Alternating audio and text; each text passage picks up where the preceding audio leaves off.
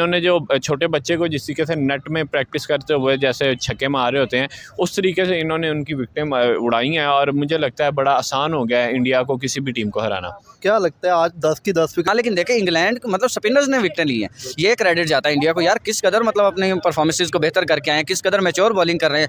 मतलब जो fast bowler है उनको रेस्ट दिया हुआ है, मतलब क्या कह सकते हैं, मैं हैरान हूँ इस बात। कुलदीप यादव के बारे में क्या कहना चाहेंगे? बहुत जल्दी उन्होंने 50 विकेट्स मुकम्मल कर ली अपनी टेस्ट के अंदर। कुलदीप का यार वैसे ही जादू चलता है, मतलब मशहूर है वो। देखे ना, पहले अश्विन था, अश्विन के ऊपर बंदी लगी, उसके बाद अब आके देखे इसके ऊपर मतलब उसने कम बैक किया अपना इतना स्ट्रॉन्ग, लेकिन उसकी उम्र वो हो चुकी है कि वो रिटायरमेंट के करीब है। ठीक है, नया बॉलर तैयार कर रहे हैं। नया बॉलर तैयार हो चुका है। ठीक है, अब देखें इनके पास जैसे अश्विन ने परफॉर्म करके दिखाया, मुझे लगता है कुलदीप यादव ने जिस तरीके से ये जो 5 विकेटें 4 विकेटें लेना, मुझे लगता है ये मजाक बन चुका हुआ है इंडिया के लिए। आप इतनी खतरनाक बॉलिंग हो चुकी हुई है कि आप कह सकते हैं कि इंडिया एक वो मॉन्स्टर टीम बन चुकी हुई है जिसको हराना नामुमकिन है। आप इंग्लैंड को देखें किस तरीके से बंदर बना के इन्होंने हराया, और मुझे नहीं लगता कि इंग्लैंड तो क्यों देंगे यार। आप जब मैदान में उतरते हैं ना, आप अपने कंट्री के लिए खेलते हैं। ठीक है, आपने MS धोनी का बयान पढ़ा है, वो कहता है जब आप खेलते हैं ना, आप क्राउड के लिए नहीं खेलते कि मतलब एक मतलब 60-70 हज़ार बंदा जो ग्राउंड में है उसके लिए नहीं खेलते, आप कंट्री के लिए खेलते हैं।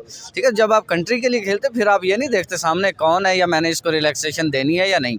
वालेकुम सलाम, कैसे आप? अल्हम्दुलिल्लाह। इंडिया वर्सेस इंग्लैंड 5वां मैच हुआ है, जिस तरह से इंडियन बॉलिंग ने एक्सपोज करके रख दिया इंग्लैंड की टीम को, क्या कहना चाहेंगे? हम तो सोच रहे थे थोड़ा सा कम बैक करेगी इंग्लैंड की टीम, लेकिन इंडिया ने तो सारी नहीं उठाने दिया।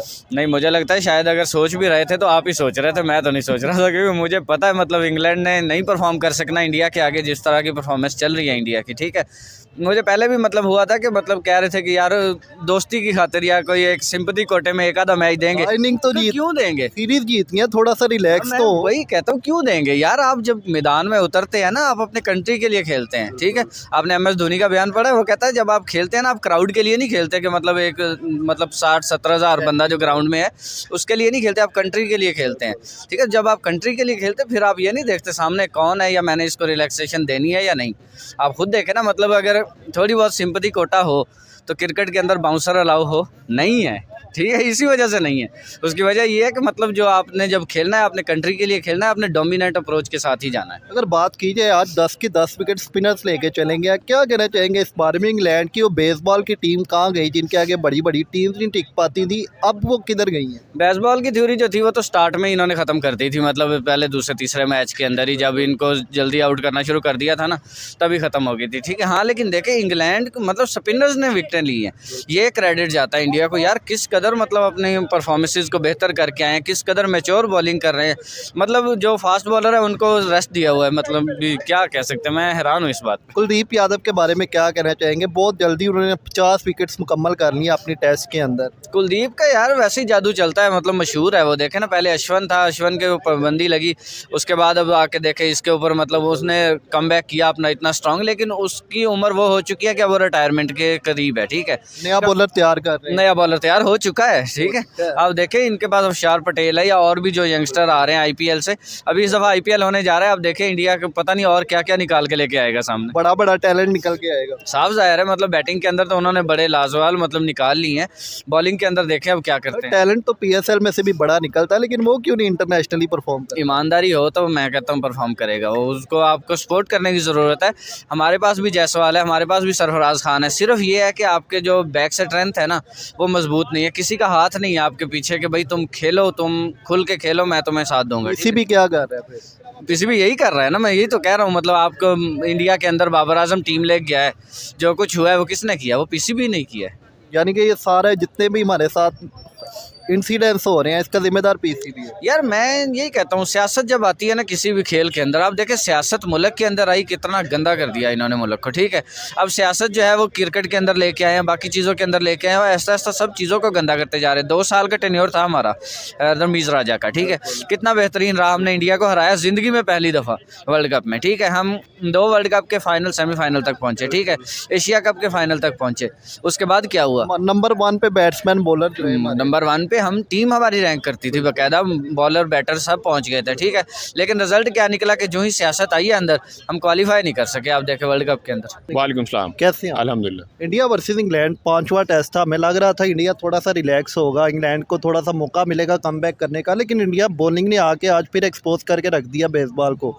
क्या कहना चाहेंगे इस बारे में? सर मुझे ये लगता है जितनी बड़ी बड़ी कमिटमेंट्स दे रहे थे इंग्लैंड वाले, उनको अब ये पता लगा कि हमें ध्यान से अपना मुंह खोलना चाहिए, क्योंकि अगली टीम की हम परफॉर्मेंसेस देख लें वो किस तरीके से परफॉर्म कर रहे हैं। आज जैसे अश्विन ने परफॉर्म करके दिखाया, मुझे लगता है कुलदीप यादव ने जिस तरीके से ये जो 5 विकेटें 4 विकेटें लेना, मुझे लगता है ये मजाक बन चुका हुआ है इंडिया के लिए। आप इतनी ख़तरनाक बॉलिंग हो चुकी हुई है कि आप कह सकते हैं कि इंडिया एक वो मॉन्स्टर टीम बन चुकी हुई है जिसको हराना नामुमकिन है। आप इंग्लैंड को देखें किस तरीके से बंदर बना के इन्होंने हराया, और मुझे नहीं लगता कि इंग्लैंड दोबारा बड़ी सोच समझ के कोशिश करेगा कि हम इंडिया के साथ अपनी सीरीज़ रखें।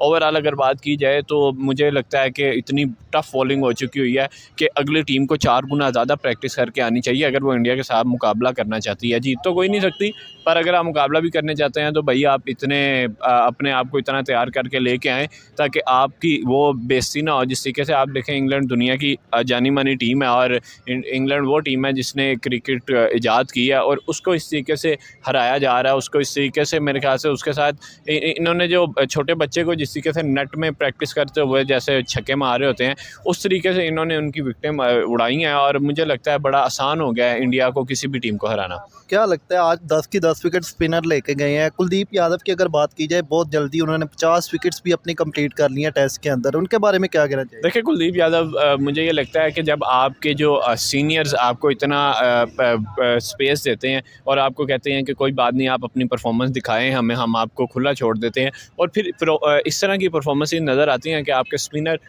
एक साइड का मैच ही ख़त्म कर देते हैं, उड़ा के रख देते हैं। और टेस्ट के अंदर जब आप देखें ओवरऑल जो बैटर होता है उसके बड़ा कॉन्फिडेंस होता है कि मैं आराम से खेलूँगा, पर तब भी अगर आप आउट हो जाते हैं तो ज़ाहिर बात है फिर बॉलर के अंदर कोई ना कोई ऐसी बात तो है कि जिसकी वजह से आप उससे कम्पीट नहीं कर पा रहे। और ओवरऑल इंडिया की बात की जाए तो इंडिया एक दिन पहले जिस परफॉर्मेंस के अंदर लैग करता है, अगले दिन वही परफॉर्मेंस को इतना तगड़ा करके लेके आया होता है कि लगता ही नहीं है इनकी परफॉर्मेंस कभी ख़राब भी थी।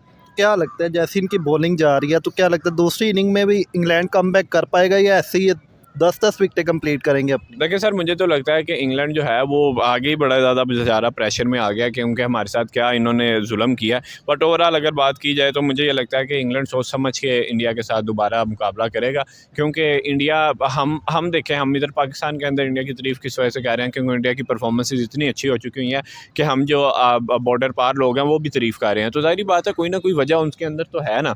तो जब आप इतने अच्छे तरीके से परफॉर्म करके दिखाते हैं और आप ये दिखाते हैं कि भाई हम कम्पीट कर सकते हैं, हम अगली टीम जो मर्जी जितनी मर्जी पायनियर हो पर उनको हम हराना हमारे बाएं हाथ का खेल है, तो रोहित शर्मा को क्रेडिट दूंगा मैं इस सीरीज़ के अंदर। जैसे डेब्यू करने वाले प्लेयर जो हैं उनको इतने अच्छे तरीके से उसने सुधारा और एक जूनियर सीनियर वाला गैप ख़त्म करके उनको परफॉर्म करने का मौका दिया, तो all credit goes to management और कैप्टन को जाती है, और जो परफॉर्म कर रहे हैं वो तो वैसे ही शेयर।